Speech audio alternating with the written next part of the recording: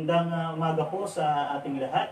At dalangin ko na ang bawat isa po sa atin ay nasa maayos na kalagayan at nasa magandang kalusugan. Ngayon po, magsama-sama po tayo in one spirit para po sa mensahe ng ating Panginoon ngayong araw na ito. Kung maalala niyo po, last January, tayo po ay napaalalahanan ng Panginoon about sa ating health. So, isa sa mga nakita kong purpose na, kaya pala isa sa mga naging message ng Panginoon sa atin by that month is to have focus on our health. Dahil pala din, maaari siguro na sa pinagdaraanan natin ngayon. So, atin pong babalikan at aalalahanin muli ang ilan sa mga naituro at na ipaalala sa atin ng Panginoon nung month na yun. Ano ang pwede nating magawa para sa mga ganitong sitwasyon. Ang ating pong magiging mensahe ngayon sa umagang ito ay may pamagat na how to keep yourself healthy. So, tayo po muna ay saglit na manalangin. Panginoon, narito po kami ngayong umagang ito, nagsasama sa isang tahanan. Bagamat we are apart from each other, but nagsasama-sama po kami at nagkakaisa po kami in one spirit. Kayo po ang manguna sa amin at maiparating niyo po sa amin ang inyong pong mensahe, lalong-lalo na sa aming pong sitwasyon na pinagdaraanan ngayon globally. Panginoon, maraming salamat. Ito po ang aming panalangin sa pangalan ng aming Panginoong Hesus. Amen. So, this morning, gagamitin natin itong 5 fingers natin, itong 5 daliri natin, so para maalala natin ang ilan sa mga ituturo sa atin ng ating Panginoong Hesus this morning. So, ating pong umpisahan. So, how to keep yourself healthy? So, first two, we need to be mentally healthy. At pangalawa, we need to be emotionally healthy. So, ano po bang ibig sabihin niyan? So, how to keep yourself healthy sa ilalim ng pagiging mentally and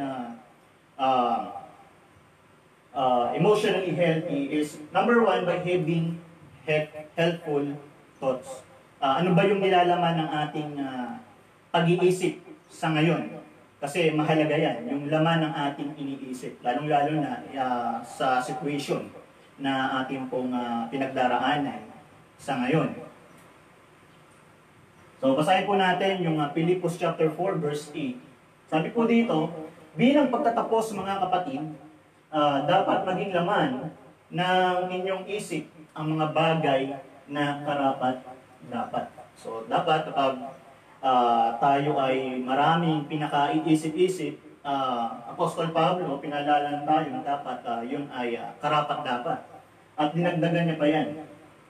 Sabi niya dito, kapuri-puri, mga bagay na totoo, marangal, matuwid, malinis, kaibig-ibig, at kagalang-galang. So, yun yung ilan sa mga checklist natin kung paano tayo mag-iisip. Ilan sa mga check natin yung ano bang nilalaman ng isip ko? Ito ba ay totoo? Or puro petty ba? Maglilid lang ba to sa kasinungalingan? Ito ba ay may malinis na intensyon? Ang iniisip ko ba ay magpapakita ng pagmamahal? Or ito ba'y makakapanakit lang or makakapag-down lang ng moral ng isang tao or mga tao sa paligid ko? Ito ba ay magpapakita ng respeto or magpapakita lang ng hindi magandang pagtrato sa aking kapwa? So, Philippians remind us na dapat ganun tayo mag-isip or ganun na maging laman ng ating isip.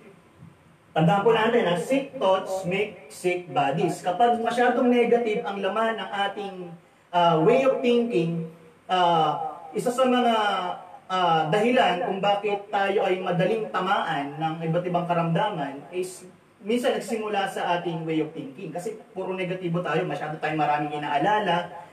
Bagamat hindi naman natin minamasama, pero yung sobra kang mag-alala, masyado niyang pinapababa ang iyong resistensya. Yung energy mo, dun nauubos sa kakaisip mo, sa kaka-overthink mo.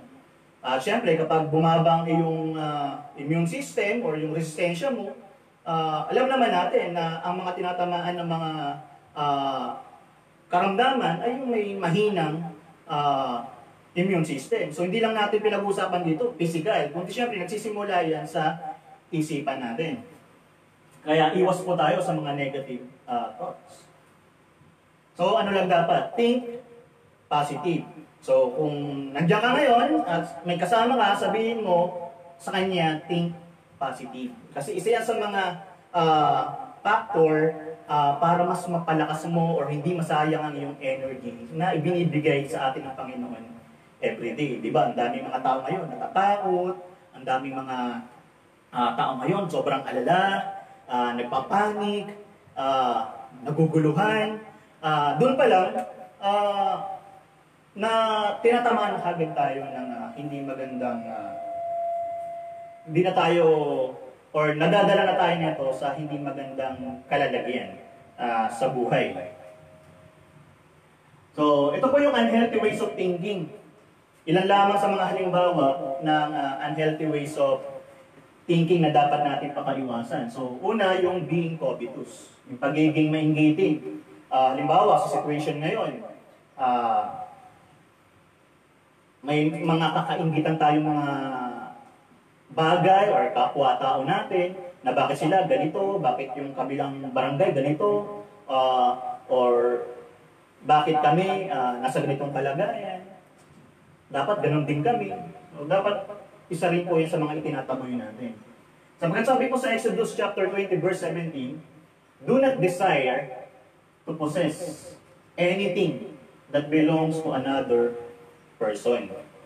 Awasan po natin na kainggitan yung mga bagay na meron tayong nakikita sa ating kapwa. So matuto po tayong makontento sa kung ano man ang meron na ibinigay sa atin ng Panginoon.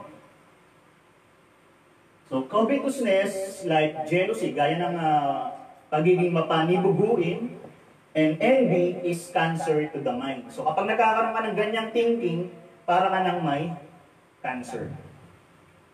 So mahirap naman yung ganyan. Kaya isa yan sa mga pinapaiwasan sa atin ng Lord.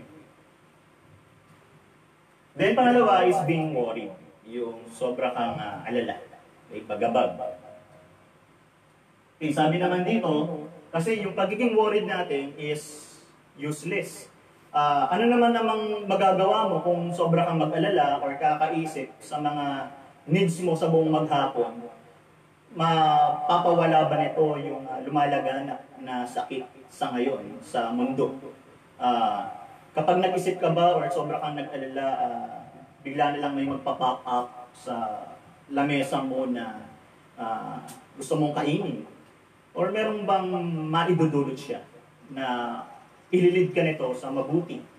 So sabi nga, useless, unhelpful. Kasi pag sobrang worried ka rin, na-board kang nagiging acidic. So pwede rin pagmulan or maging factor para humina ang iyong pangangatawan. Tingnan natin sa Philippians chapter 4, verse 6. Sabi po dito, do not be anxious. Okay, sabi niya, huwag mag-alala about anything, but in every situation, ano naman situation na kinalalagay natin, by prayer and petition, with thanksgiving, present your request to God. So, sa halip na mag-alala, kausapin na lang natin si Lord through prayer. Share natin yung nilalaman ng ating pong damdamin. Kausapin natin ang Panginoon. Lord, gusto kong i-share sa ito. Ganito yung feelings ko ngayon. Meron akong mga gustong hilingin na sana meron sa family ngayon. So, sa halip na ipag-worry natin, ipag-pray po natin sa Panginoon. So remember, do not overthink. Okay, tayo masyadong sobrang isip ng isip. So, do not over-worry And, syempre, lalong-lalo na sa mga paparating sa kinabukasan. So, hanggat maaari, wag sobra. Ang alalahanin lang natin ngayon, yung for this day, ano ba yung mga dapat kong maihanda or mai-prepare or magawan ng mga kaparaanan para tinatawag natin dito yung para malampasan natin yung mga challenges para sa araw na ito. And of course, do what you can do. Kung ano yung magagawa mo ngayon, then mag-focus ka lang doon, then the rest, i-leave mo na kay Lord. Yan ang ilan sa mga dapat nating isama sa ating pamumuhay ngayon in this situation. At tandaan po natin, God provides. Ang daming way ni Lord para may parating niya sa atin yung kanyang mga provision in this kind of challenges. Kung matututo lang tayo na maging positibo at tumingin sa mga blessing na ibinubuhos sa atin ng Panginoon, is marami tayong makikita, matatanggap at may pagpapasalamat sa Panginoon. So number 3 na dapat din natin i-avoid is yung being bitter. Ikaw ba ay may nararamdamang galit? Ikaw ba ay may nararamdamang puot? Sabi dito, and of course, being angry, bitter and being angry, dapat iniiwasan mo yan. Dahil sabi sa Efeso chapter 4, verse 31-32, alisin na ninyo ang lahat ng sama ng loob, puot at galit. So checklist, saan ba akong napopuot sa ngayon? Saan ba ako merong sama ng loob sa ngayon? Sa family ba meron? Sa community ba meron?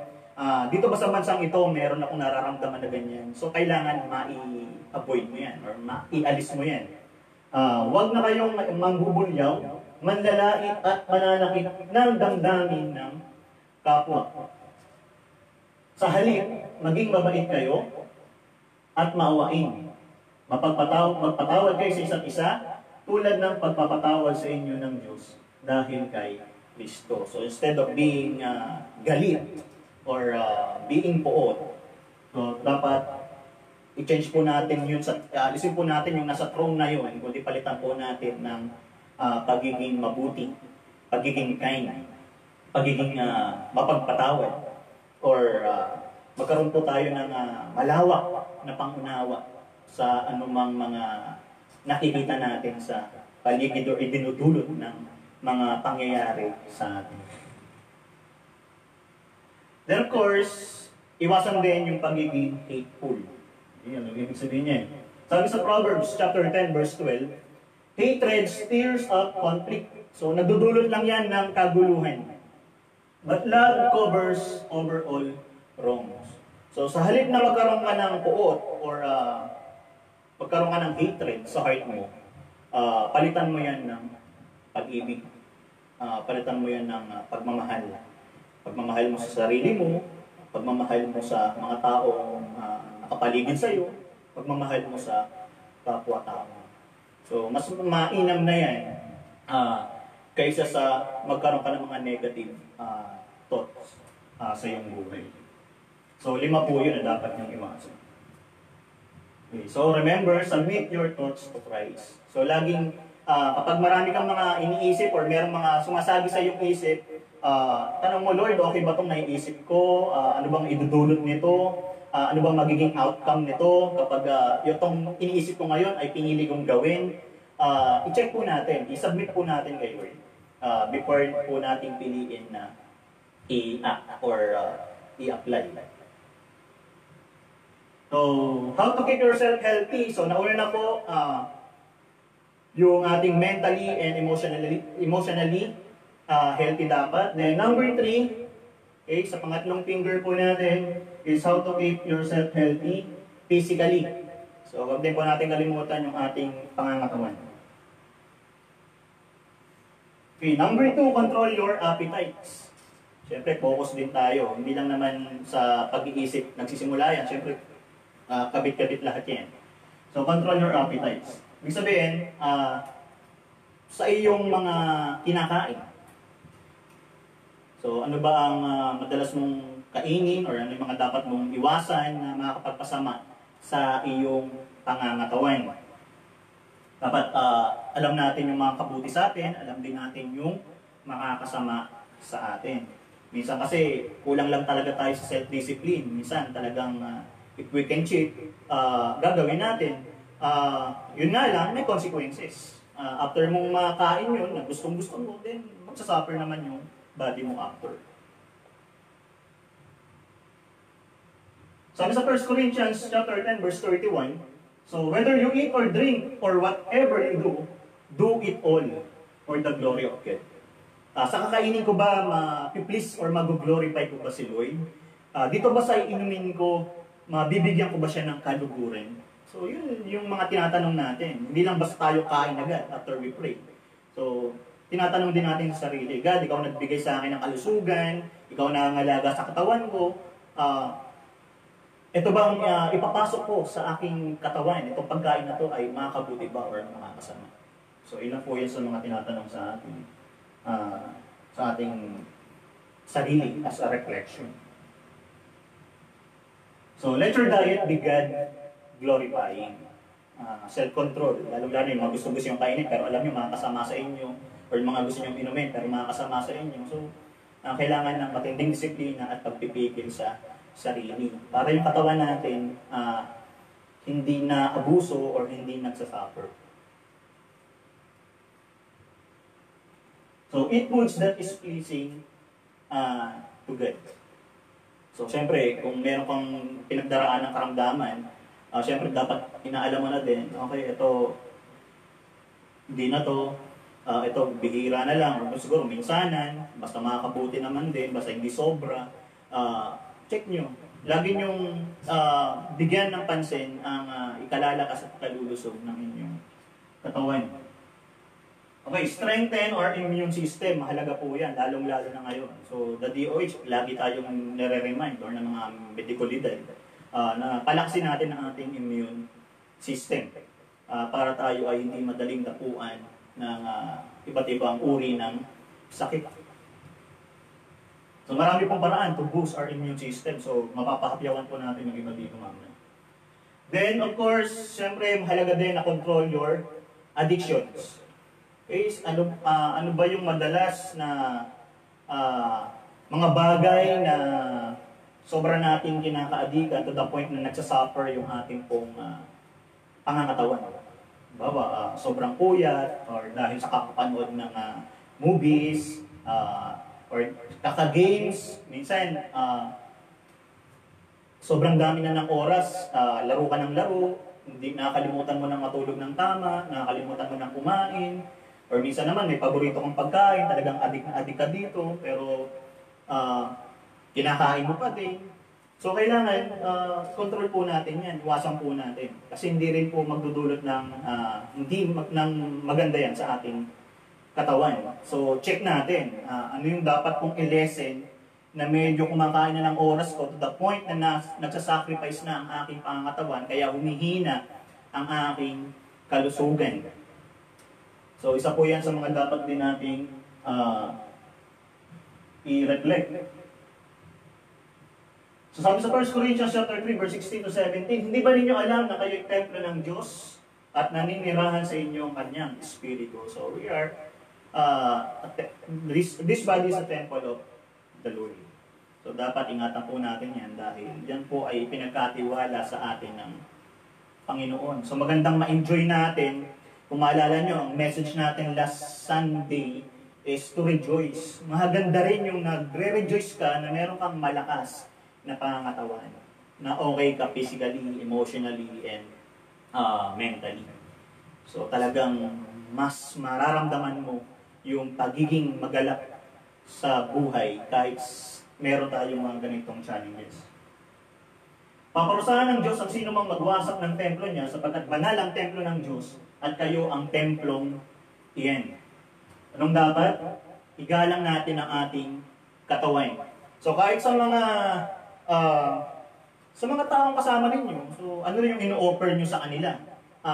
Or minsan may mga bumibisita sa atin, or minsan may mga kamag-anak tayong pumunta sa bahay natin. Ano yung ino-offer natin sa kanila? Makakadistract ba ito ng katawan? Magdudulot ba ito ng hindi kagaganda ng kanyang kalusugan? So, hindi lang tayo concerned sa ating katawan, kundi concerned din tayo sa mga mahal natin sa buhay. So, we should respect our body. Then, of course, under physical, control your laziness. Kaya niyan, ang haba ng time mo mag-stay sa bahay. Mahalaga na isa rin sa mga ina-avoid mo, yung pagiging lazy. Yung hindi ka na masyadong nagkikilos. Okay, bakit? Sabi sa 1 Timothy chapter 4, verse 8, may pakinabang sa pagpapalakas ng katawan, ngunit ang pagsusumikap na maging maka-Diyos ay mapapakinabangan sa lahat ng paraan. So mahalaga po sa atin na tayo po ay gumagawa, kumikilos. So because God wants us to be well. So marami po tayong magagawa. Kahit dito sa loob ng ating mga tahanan, sa buong araw, huwag nating sayangin na wala po tayong magagawa. Huwag po nating sayangin sa upulang sa isang sulok, o sa kakahiga lang, or matutulog ka sa buong maghapon. Mahalaga na tayo po ay nagiging creative. So alam naman po natin na kung sino lang ang mga taong hindi gumagalaw. Okay? So kayo po makakasabit niya. So kailangan exercise. Sa mga naririnig ko, kahit na 10 minutes lang, na mapagpawisan ka, nakapag-exercise ka na. So kahit sa loob ng bahay, makapag-exercise ka. Kahit may mga gawain sa bahay, basta maikilos mo ang iyong katawan at ikaw ay mapagpawisan, so ikaw ay nakapag-exercise na. So marami rin po tayong paraan para tayo ay makapag-ehersisyo. Kasi magdudulot din po yan ng ikagaganda ng ating pangangatawan. Then of course, number 5, under physical is rest. Pahinga. Mahalaga yan. Yung pahingang tama, okay? Hindi yung sobra. Para matandaan ninyo, rest, R-E-S-T. So, pag sinabing rest, pwede kang mag-relax. Relaxation. Pwedeng with your loved ones. Inside your home. Letter E, enjoy. Okay? Yung ginagawa ninyo kasama ng pamilya, enjoy nyo yan. Yung naisip mong gawin, alam mong may itutulot na mabuti sa'yo, makakadulot ng mabuti sa iba, so enjoy mo. So through that, nakakapag-rest ka. And of course, letter S, sleep. Okay? Tamang tulog. Sa gabi, or kung kailangan matulog sa hapon, ipahinga sa pamamagitan ng tulog. And letter T, isa rin sa mga paraan para ka makapag-rest is talk to God. Ikaw ay manalangin sa Panginoon. Di ba sabi nga ni God, ikaw ay magpahinga sa akin. So, yan po ibig sabihin. Kailangan po natin yan sa panahon ngayon. Kahit sa araw-araw naman sa buong buhay natin, kailangan natin ng rest. Sabi sa Exodus chapter 20, verse 9 to 10, 6 na araw ka magtatrabaho at tapusin mo ang dapat gawin. Subalit ang ikapitong araw ay para kay Yahweh na iyong Diyos. Ito ay araw ng pamamahinga. So basta tatandaan mo dyan, hindi mo kailangan abusuin ang katawan mo sa kakagawa, kailangan mo din paglaanan ng time ang sarili mo para ikaw ay makapagpahinga. Kasi may malaking dulot po yan sa ating pong katawan na naipapahinga po natin ang ating katawan matapos naman nating mag-work or matapos nating gumawa. So, kailangan bigyan ng pahinga ang katawan. So, pakisabi mo sa kasama mo or sa iyong sarili, kailangan bigyan ko ng pahinga ang aking katawan. So, next, again, how to keep yourself healthy. Nakatatlo na tayo. Mentally, emotionally, physically, and yung pang-apat. Okay, socially. Kailangan healthy rin tayo. Bagamat may tinatawag na social distancing, pero makakaya pa rin nating makisalamuha. Okay? Kahit tayo ay may tinatawag na distance.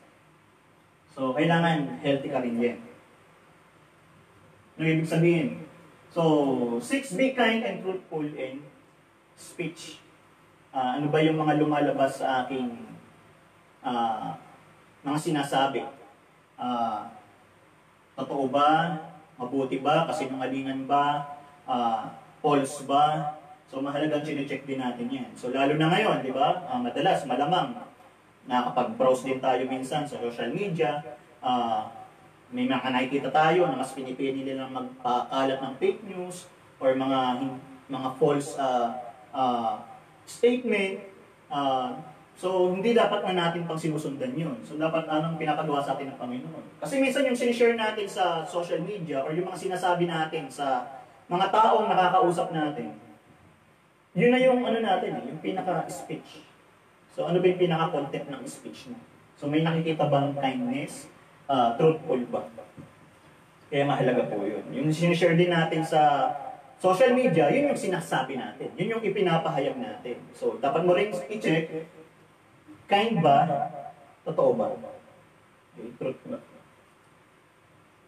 1 Peter chapter 3, verse 10 to 14. So, isa-isahin po natin. Ayon sa nasusulat, ang mga nagnanais ng payapa at saganang pamumuhay, di lang nila ipigilin sa paghabi ng kasamaan. So, sabi nga, before you click, or bago mo sabihin, i-check mo mabuti kung ano bang idudulot ng aking hahayag or aking sasabihin. Ang anumang panlilinlang at madayang pananalita sa kanyang mga labi ay di dapat lumabas. So, sa ating pa lang, alam natin na dapat nating mapigilan yun or makontrol. Or else, maraming maapektuhan yan kapag ang naipahayag natin or yung nasalita natin ay false or kasinungalingan, may mga maapektuhan na yan na mga makakarinig or makakabasa. So magdudulot yan ng hindi maganda sa iba na sa kanilang emotion, sa kanilang estado, na dapat hindi tayo maging instrumento para sila madama. Okay? So dapat na itataas natin ang kanilang moral. Then ang masamang iwasan na at ang gawin ay tama, at ang laging pagsikapan ay buhay na payapa. So, we choose to be peaceful. Yung ikatatahimik ng loob kapag tayo ay naringgan na magsalita.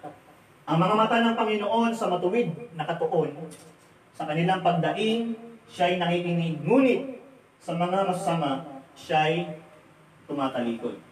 Then, 13, at sino naman ang gagawa sa inyo ng masama kung wala kayong hinahangad, kundi pawang kabutihan? Then, at sakali mang usigin kayo, dahil sa paggawa ng mabuti, mapalad pa rin kayo. Huwag ninyong katakutan ang kanilang kinatatakutan, at huwag kayong padadala sa kanila. So, lalo-lalo na ngayon, so marami tayong mga nababasa, marami tayong mga nakikita, nadidinig, na marami rin tao, takot ang dulot sa kanila nun. So dapat tayo, alam natin kung ano yung mga dapat nating katakutan or yung mga dapat na hindi katakutan. So uplift the emotion and spiritual of others. So dapat hindi tayo tulad ng mga mahilig mag-post ng mga hindi totoo. So dapat, kung tayo man madalas sa social media or madalas meron tayong mga nakakausap, ito dapat ang sa mga objective natin. Sa mga sinasabi ko, dapat nakapag-uplift ng emotion. Hindi yung nagdudulot ka ng takot sa puso ng tao. Pinost mo yan, tapos mag-worry lang pala siya kapag nabasa niya yon or narinig niya yon kapag sinabi mo. Or panghihinaan lang pala siya ng faith kapag nabasa niya yon. So, pipiliin po natin yung ating mga sasabihin at yung ating mga ipopost. Laging check kagad natin. Meron dapat tayong pagtingin sa mga idudulot or mga maaaring idulot ng ating pong mga sasabihin. Personal man or sa pamamagitan ng teknolohiya. So, next, be peaceful in your ways. So, piliin po natin. Dapat sa lahat ng ginagawa natin, laging ang dulot ay kabutihan, kapayapaan, at katahimikan. So, lalo na sa panahon ngayon, alam naman natin, ang dami ng pinoproblema ng bawat isa sa atin, ng bawat pamilya, tapos dadagdagan pa natin sa pamagitan ng ating mga sasalitain, yes, hindi nagiging healthy sa ating pakikisalamuha bilang mga anak ng Diyos or bilang tao. So, stop spreading or sharing stressful news. So, marami sa atin siguro lagi nakatutok sa scoreboard, di ba? Ilan na ang namatay, ilan na ang may sakit. So, laging abang ng abang, kada minuto, nag-aabang sa mga update. Yung iba naman, magpo-post ng mga kung ano-ano, meron na namang bagong natagpuan na virus. So, palitan natin. So, gawin natin makakapag-uplift ng emotion. Yung kapag nabasa nila yun, napanood nila yun, narinig nila yun, madudulot sa kanila ng lakas ng loob. Okay? Ng katatagan ng loob. Kaysa sa ikaw yung maging dahilan kung bakit nag-alala ng sobra ang mga tao sa paligid mo or sa mga taong nakakausap mo. So, ang pakinggan lang natin na balita, yung mga katulong sa pag-survive natin sa pang-araw-araw. So, manood din ng balita, makibalita lang, pero wag nang manood ng balita buong araw. So, tama na yung nagkaroon tayo ng konting information, lalong-lalo na sa mga, alam naman natin, na pwede natin magamit sa pang-araw-araw na buhay, para makasurvive sa ating pinagdaraanan ngayon. Okay, magsalita o mag-share ng nakakapagpasaya. Okay? Kaya nga yung iba, nagpapasaya through TikTok, yung uso ngayon. Yung iba naman, may ibang ways para makapagpasaya ng tao. Mag-share din tayo ng nakapagpagaan ng loob. At syempre, yung share mo, makakapagpagaan ng loob. So yun naman yung mga dapat din natin maging checklist kapag meron kang mga sasabihin or meron kang i-share through social media or through technology. The next, do good. So under ng pagiging socially healthy. So paggawa ng mabuti. Do good to yourself and to others. So dulutan mo ng mabuti ang sarili mo at ganun din ang iyong kapwa.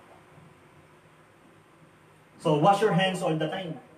Diba sa panahon ngayon? Kapag, of course, hindi lang wash, pero syempre, linisin mo yung katawan mo. Pagtuunan mo ng pansin, yung ikalilinis ng iyong katawan.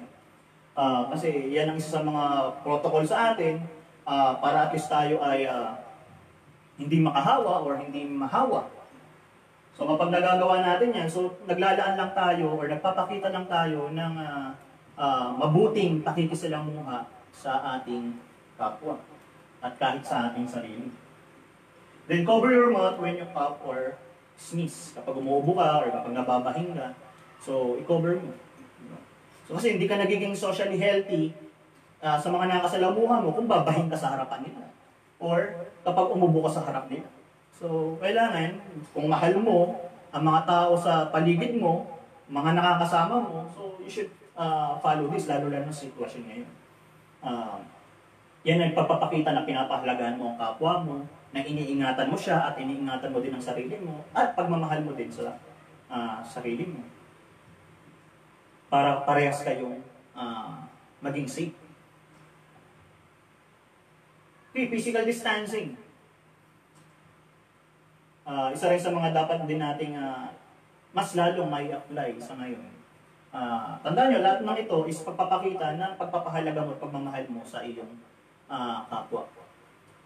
And of course, sarili. Then share what you have. Kung ikaw ay nakakaangat, at sabi nga may mapapansin ka na medyo merong malapit sa iyo na kinakapos na. So, that is the opportunity na binibigay sa atin ng Lord na tayo ay makapag-share sa iba. Mahalaga na itong pagkakataon na to ay magamit din natin sa pagtulong natin sa ibang tao. Magamit natin na maging instrumento tayo ng Panginoon. Sabi nga, ang pinaka-assignment natin sa ngayon is yung may makita kang tao na malapit lang sa'yo, hindi mo kailangan lumayo. Maaaring meron dyan na mga malalapit or kapitbahay mo or merong ipakita sa'yo na mga tao na alam mong need ng help. Is yun na yung opportunity mo na magpagamit sa Panginoon to share what you have. Kung ikaw man ay, ngayon, blessed at ikaw ay nakakaangat sa buhay. So tayo po ay magpagamit bilang instrumento sa Panginoon. Then bilhin lang kung ano ang bilhin. Kung kayo naman ay mamimili as pagpapakita ng ating pagiging socially healthy, magbigay din tayo ng concern sa iba. Hindi lang ikaw lagi nakapokus sa sarili mo at sa mga taong mahal mo sa buhay na ito kailangan namin ng ganito karaming items or mga ganitong pangangailangan. So kailangan maubos namin lahat. So hindi. Magbibigay ka rin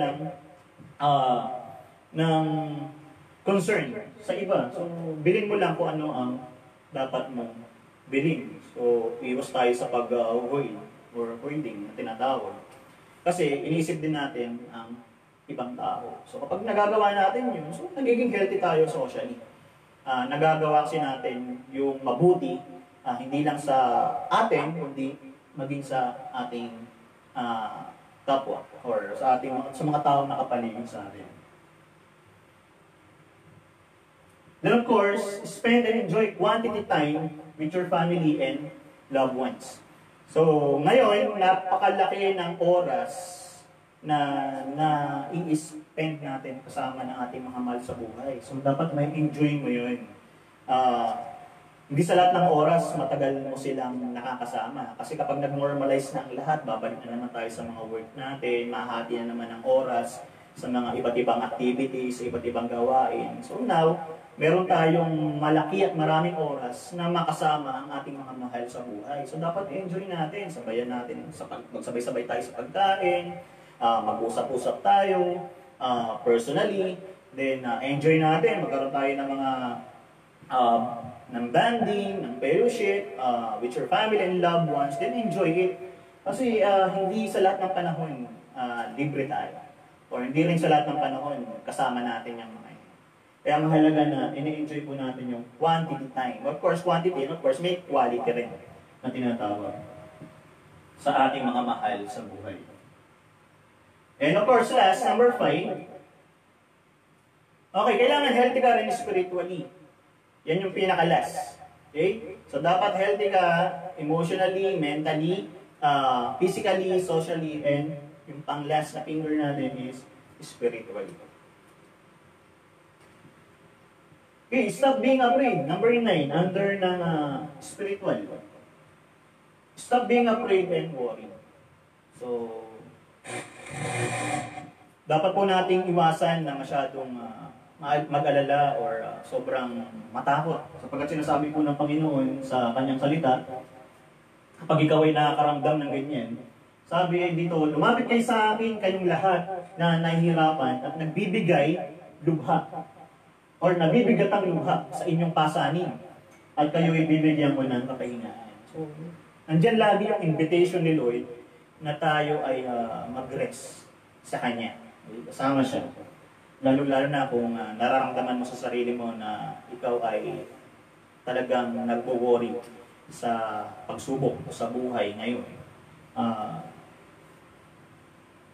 Wini-welcome or tinatawag tayo ni Lord na sa akin ka kumuha ng lakas. Matthew chapter 6 verse 25, kaya't sinasabi ko sa inyo, huwag kayong mabalisa.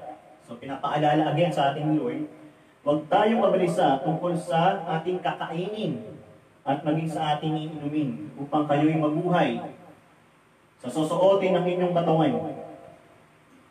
So iwas tayo sa mga sobrang pag-aalala, ano bang next na kailangan namin bukas or sa isang linggo. So focus tayo sa ngayon. Sapagkat alam natin hindi tayo iniiwan ng Panginoon sa ating pinagdaraanan sa ngayon. So, nandiyan lagi ang Lord to provide sa ating mga pangangailangan. So, sabi, why worry when you can pray? So, sa rin maganda, manalangin, kausapin ng Panginoon. I-share natin yung nararamdaman natin sa Kanya. And, of course, God's provision are enough for today. God knows our situation. So, hindi nagbubulag-bulagan ng Panginoon sa anuman ang mga pinagdaraanan natin ngayon. Kundi nandyan lagi ang kanyang provision, ang kanyang mga paglalaan for us to survive day by day. And of course, alam ng Lord yung ating pinagdaraanan sa ngayon. Marami siyang gagamitin ng mga instrument for us para may parating niya sa atin ang ating provision. At dapat po natin pagtiwalaan lamang ang Panginoon. So remember, ang bawat araw ay hawak ng Diyos. Sa Kanya natin ito ipagtiwala. So trust the Lord. Hindi tayo hayaan ng Panginoon na matapos ang lahat ng ito at tayo ay mapapahama. Kundi may magandang plano ang Panginoon kahit sa mga ganitong uri ng situation or ganitong mga uri ng pangyayari. Talagang dapat lang talaga nating matutunan na hindi tayo iniiwan ng Panginoon kahit sa mga ganitong uri ng sitwasyon. Hindi man natin nakikita, hindi man natin nararamdaman, pero ang Panginoon ay gumagawa. Okay? Meron siyang mga ginagawa sa bawat oras at sa bawat araw na ating pong na-experience. Okay, so before we end, so sabi dito, so how to have a healthy life. So again, number 1, by being healthy mentally, then by being healthy emotionally, then number 3, by being healthy physically, number 4, by being healthy socially, and number 5, by being healthy spiritually. So mahalagang healthy ka sa lahat ng aspeto na yan. At kung ikaw ay healthy, so tignan mo rin kung saan ka nagkukulang dyan. Tapos, pagtuunan mo ng pansin yun, patulong tayo sa Panginoon na tayo ay palusugin, palakasin ng Panginoon sa mga ganitong uri ng aspeto ng ating buhay. At kung ikaw naman, ma-check mo sa sarili mo na ikaw ay healthy sa lahat ng yan, mahalaga na magamit mo yan, yung pagiging healthy mo, by being healthy to spend time and every moment with God, yourself, and others.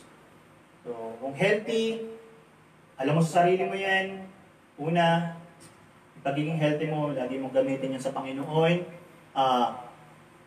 Pangalawa, sa iyong sarili din, and sa mga taong nakapaligid sa iyo.